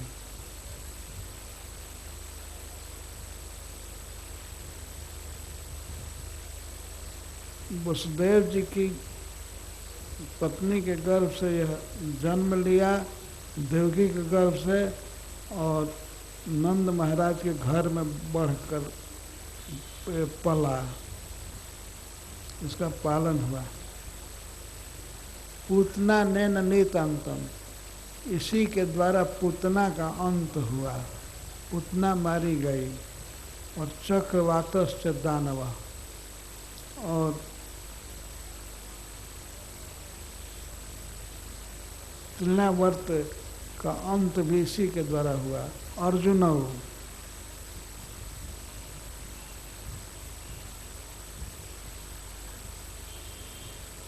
गुह्यकर केसी धैन कौन्ने चतत गिरा,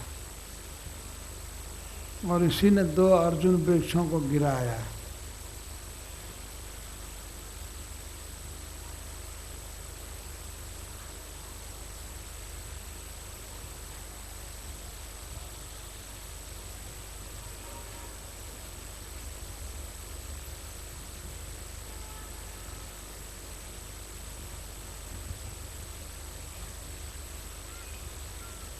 इसी ने केसी को मारा और धेनुकासुर को।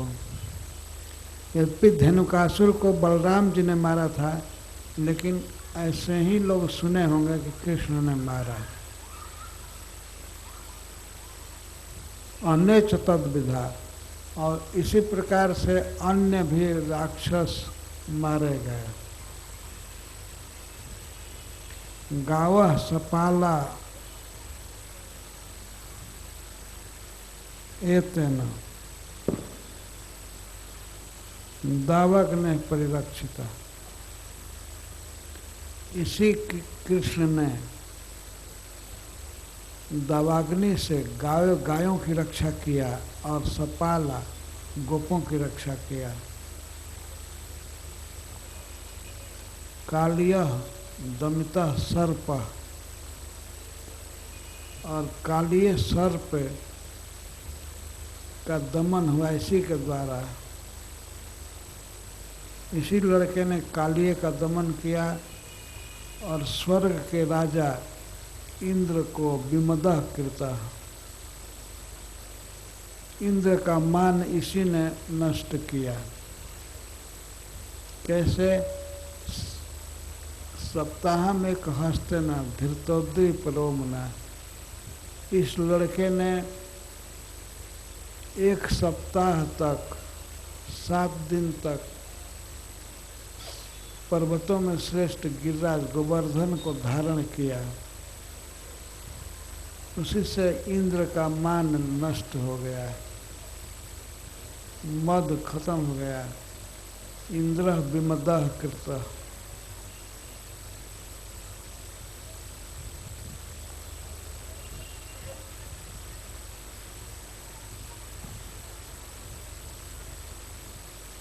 वर्ष वाता शनिभ्य से परित्रातम से गोकुलम, और गाय और गोपों की रक्षा इसने किया।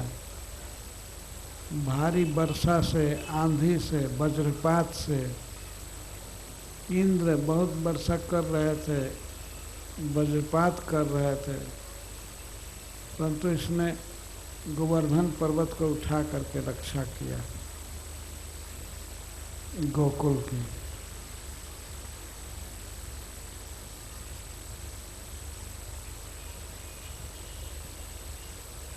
ब्रज की गोपियां इसके नित्य मुदित, प्रसन्न और हंसी से युक्त मुख को देख करके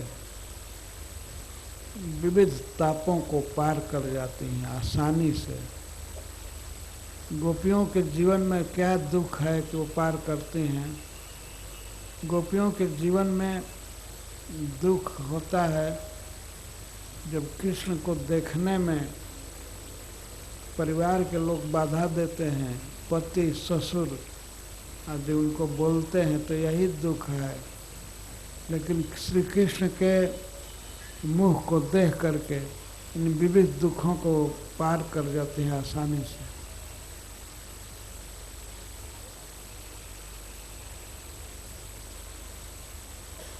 हमने सुना है कि इस लड़के के द्वारा यदुवंश को बहुत यश मिलेगा,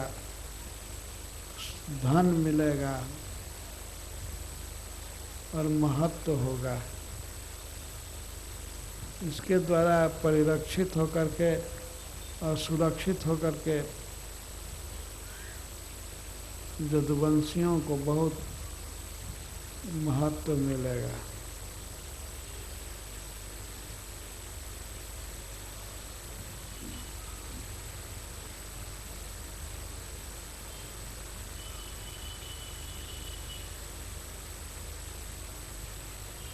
और ये जो गोरे हैं इसके बड़े भाई हैं। अयम चास्याग्रज श्रीमान राम कमल लोचना। इनका नाम राम है और ये कमल लोचन है। कमल के समान इनकी सुंदर आँखें हैं। ये इसके बड़े भाई हैं। प्रलंबो निहतो जना, जिन्होंने प्रलंबासुर का वध किया है और वत्सासुर का वध किया है और बकासुर आदि का भी वध किया है। यद्यपि वत्सासुर और बकासुर का वध भगवान कृष्ण ने किया था, लेकिन लोग सुने हैं, सुनने में ऐसा ही लगा कि ये लोग कह रहे हैं जो कुछ कि बलराम ने वत्सासुर को मारा और बकासुर आदि को मारा।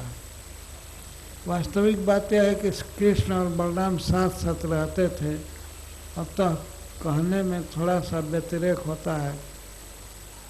कोई ऐसा ही सुना होगा कि बलराम ने मारा, तो ठीक ही है, दोनों में भेद नहीं है। कृष्ण मारे तो उसको कहा जा सकता है कि बलराम ने मारा, और बलराम मारे तो उसको कृष्ण ने मारा। ऐसा सुनने में आया है, सुने हैं।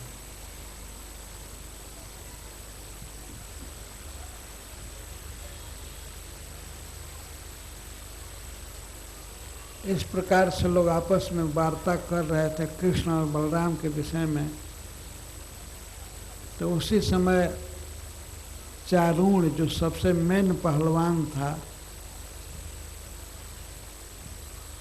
वो माइक के पास आ करके, लाउड स्पीकर लगा हुआ था, तो वहाँ वो बोलने लगा, सावधान, अब बाजा बंद कीजिए और मैं कुछ कहना चाहता हूँ। तो ठीक है, अब सब लोग चुप हो गए। वो कहने लगा,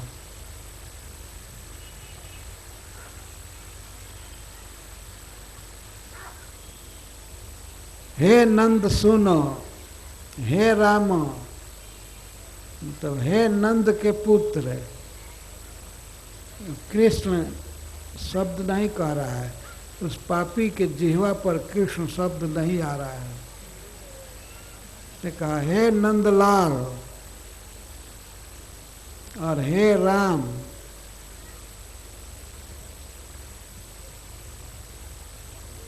वह बहुत कूटनीतिज्ञ था। उसको पता है कि ये कृष्ण बलराम वसुदेव के पुत्र हैं, लेकिन इस बात को छिपा रहा है।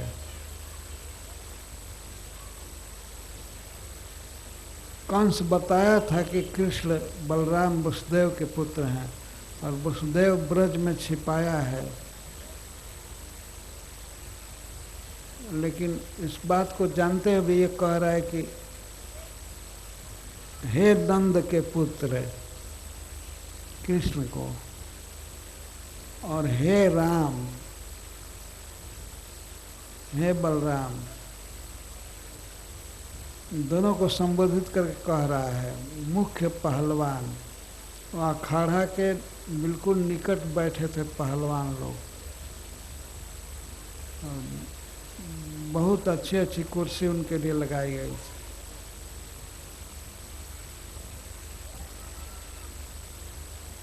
तो संबोधन किया, हे नंद सुनो, हे नंद के लड़के, नंद के पुत्र सुनो, और हे बलराम सुनो। भवन्तौ वीर सम्मतौ, बड़े बड़े वीर तुम्हारी प्रशंसा करते हैं।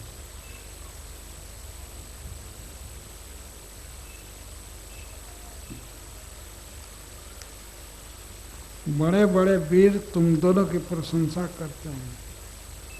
भवन्तौ वीर सम्मतौ निजुद्ध कुशलौ श्रुत्वा राज्ञा हुता विवेक्षुणा।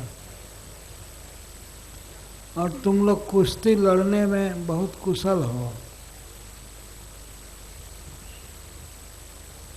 नियुद्ध बाहु युद्ध, पहलवानी में बहुत कुशल हो।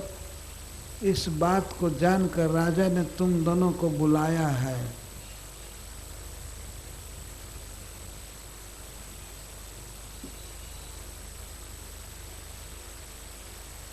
बुलाया है दिदीक्षुणा, देखने की लालसा से।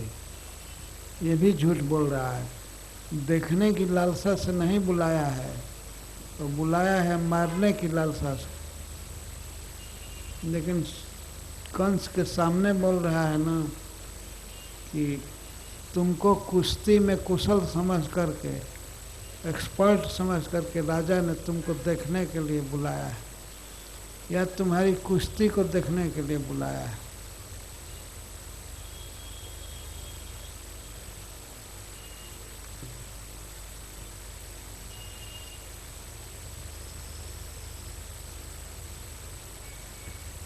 प्रियम राज्ञा कुर्वन्ति श्रेयो विन्दति वै प्रजा। प्रजा का बहुत कल्याण होता है यदि वह राजा का प्रिय करती है। तो हम सब के राजा कंस जी हैं, तो इनका प्रिय करना हम सबका कर्तव्य है। तो राजा लोग भी कुश्ती देखना चाहते हैं, तो ये कर्तव्य है हमारा इनको कुश्ती दिखाना। मनसा कर्मणा वाचा विचलित मतलब लेता। प्रजा का काम है कि मन से, वचन से और शरीर से राजा का प्रिय करे, राजा की इच्छा को पूरा करे। अन्यथा यदि इच्छा पूरा नहीं करती है प्रजा तो ठीक नहीं होता है, उल्टा होता है।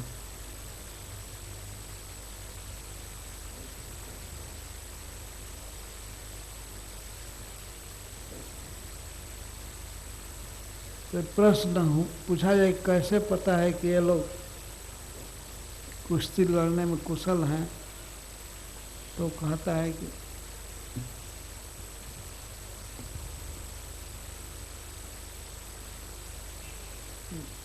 गोप लोग जब से बछड़ा चराना चालू करते हैं तभी से, अभी बच्चा रहते हैं तभी से बछड़ा चराते हैं, गाय चराते हैं, तो बीच बीच में कुश्ती लड़ते रहते हैं।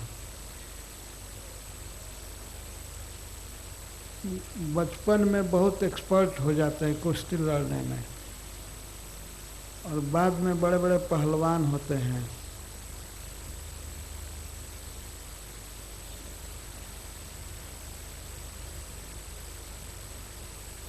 बने सुमल युद्ध न किड़ंत का चारयंत गा, वन में गाय चराते हैं और कुश्ती भी लड़ते रहते हैं।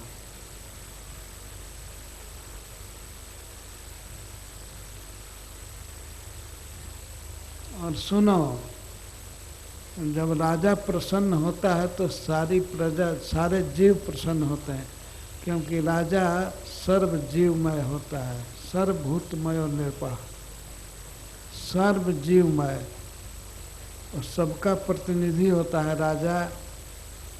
इसीलिए राजा के प्रसन्न होने पर सारे जीव प्रसन्न होते हैं।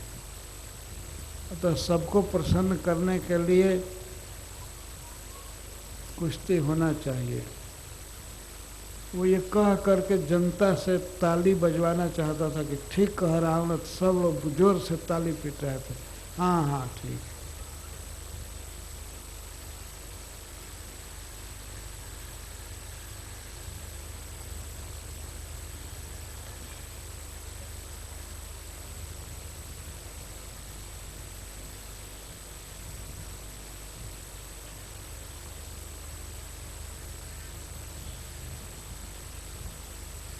इसको सुन करके भगवान कृष्ण बोल रहे हैं,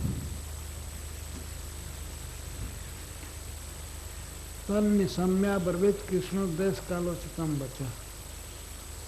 चारुण की बात सुन करके कृष्ण बोले, जो देश और काल के अनुसार उचित वचन था बोले। वे तो चाहते ही थे कि इनके साथ दो दो हाथ हो ले, नियुद्धम आत्मनो अभीष्टम। उनकी इच्छा थी कि ये मल्ल युद्ध होना चाहिए।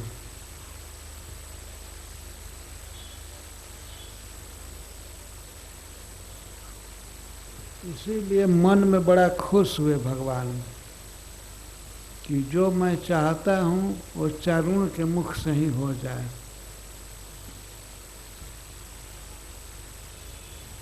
तो वे बोले, यद्यपि मन उनका बड़ा खुश हुआ, अनुमोदन किए मन में, लेकिन बाहर से प्रतिकार जैसा कर रहा।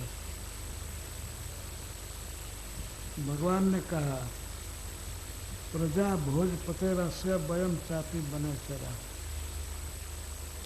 अस्य प्रजापते है, भोजपते है।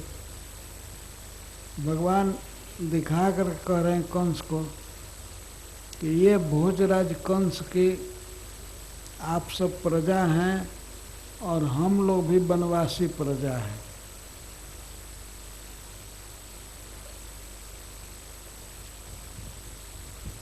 ये राजा हैं तो इस पूरा ब्रज के राजा हैं, मथुरा मंडल के, तो इसमें जो वन प्रदेश है तो वहाँ के भी राजा हैं। तो वन में रहने वाले सभी लोगों के राजा हैं, सभी उनकी प्रजा हैं। अंतर इतना ही है कि आप लोग नगरवासी प्रजा हैं और हम लोग वनवासी प्रजा हैं।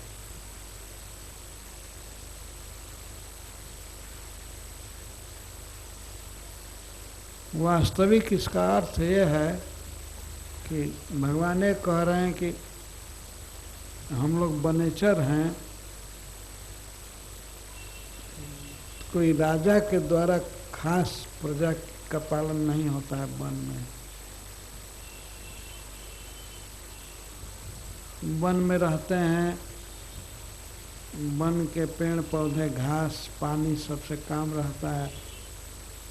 वहाँ राजा की व्यवस्था कोई खास नहीं है। अतः न हम इसकी प्रजा हैं न ये हम लोगों का राजा है।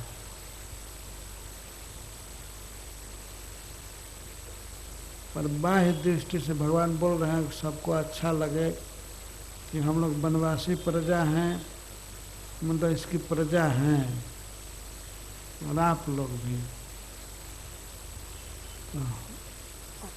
तो इनका प्रिय करना हम लोगों का कर्तव्य है, हम लोग करेंगे। लेकिन हम अभी बालक हैं, बाला वयम, हम बालक हैं तो तुल्य बल है, अपने समान बल वालों से हम कुश्ती लड़ेंगे। यहाँ पर हमारे मित्र बैठे हैं, इनके साथ हम कुश्ती लड़ेंगे और राजा को दिखाएंगे। ऐसा करना चाहिए कि जिससे अन्याय न हो, निर्बल के साथ बलवानों को न लड़ाया जाए और सभा में बैठे हुए लोगों को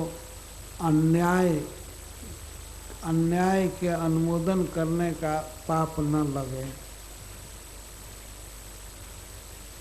इस सभा में पाप नहीं होना चाहिए। तो इसको सुन करके चारुण बोला, न बालो न किशोरस्तम बलश्च बलहतो जेना सहस्त्र द्वीप सत्य भेद। तुम और बलराम बालक नहीं हो और न किशोर हो, तुम लोग बलवानों में सबसे श्रेष्ठ हो, बहुत बलवान हो, कमजोर नहीं हो।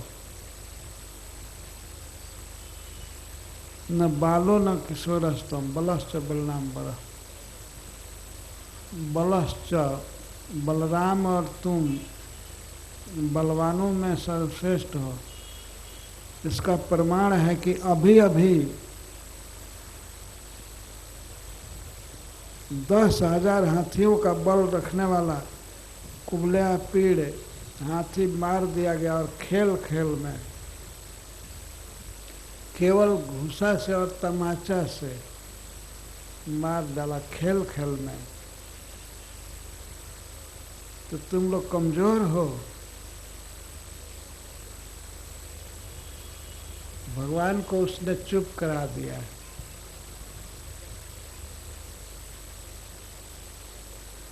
वास्तव में भगवान तो कमजोर नहीं है, बहुत बलवान हैं। तो उनकी बात कट गई। तुम लोग बलवानों में श्रेष्ठ बलवान हो। अगर ऐसी बात नहीं होती तो अभी 10,000 हाथियों के समान बलशाली कुबल्या पीड़ को मार डाला। कैसे? बिना बल के।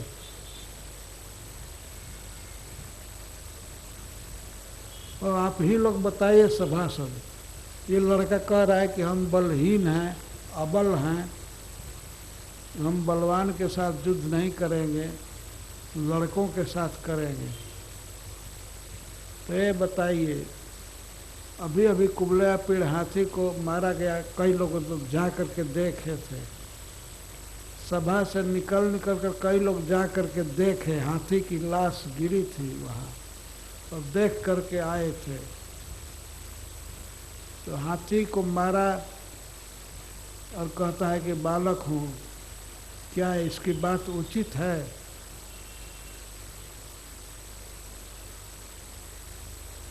जो भगवान चुप हो गए, श्री बलराम जी भी चुप हो गए।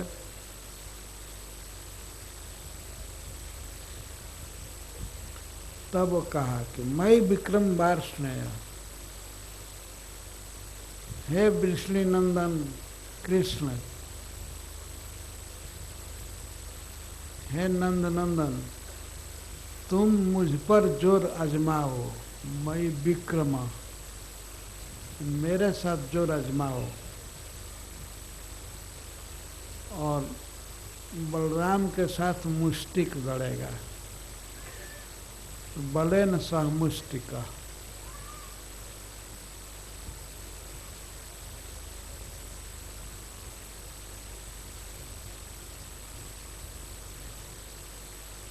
तब भगवान ने इशारा किया, ठीक है,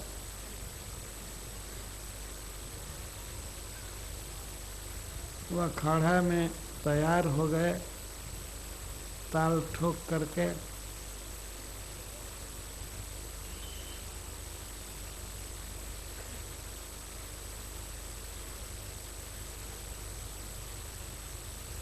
इन पहलवानों के साथ युद्ध, मल्ल युद्ध, बाहु युद्ध चालू होगा। अब कल से चालू करेंगे।